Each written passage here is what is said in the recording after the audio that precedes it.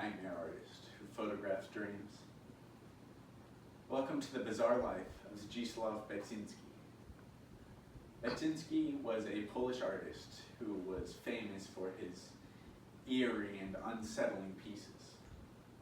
Hi, I'm Malachi Strachan, and for a long time now, Beksinski has been my favorite artist.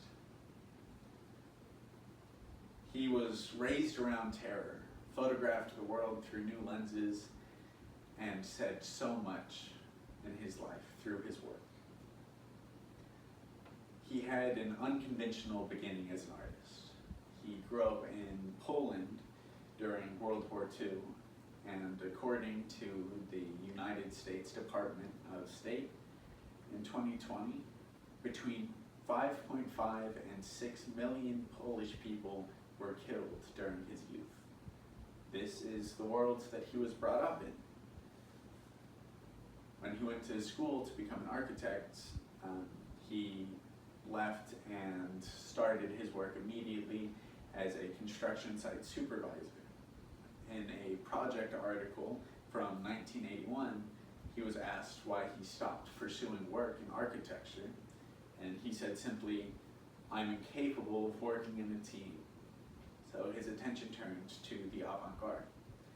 He had something to say about the world that didn't have to do with working with a crew. It was at this point that he turned to the camera. He would use mirrors and perspective to break down the image of the subject.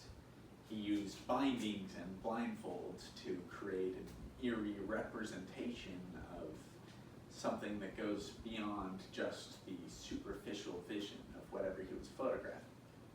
Because of this, he was very controversial in the photography sphere at the time, and even to this day, his work leaves a bad taste in some people's mouths.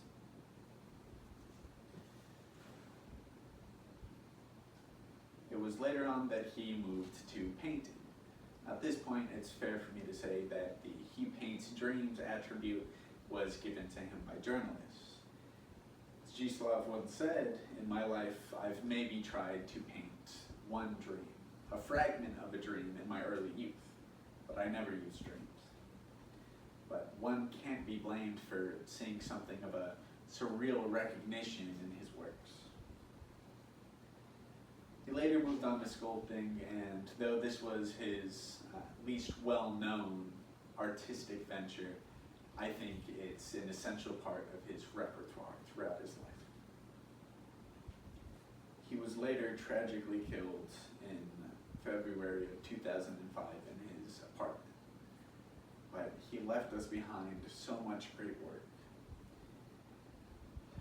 He never named any of his pieces, nor told his fans how he meant for them to interpret them or what he thought while he was painting them. To him, art was supposed to be perceived however he wanted it to be.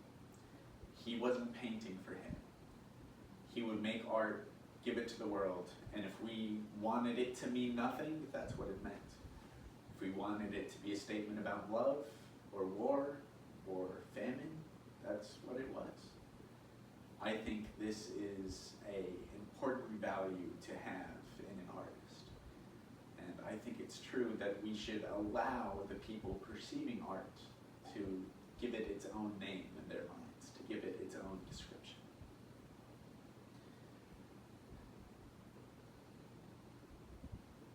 His work definitely stems from his tragic youth and shows that he had so much to say about the world. And I think he accomplished the goal of getting it out there. He had so many great ideas about art that I personally bring to my life.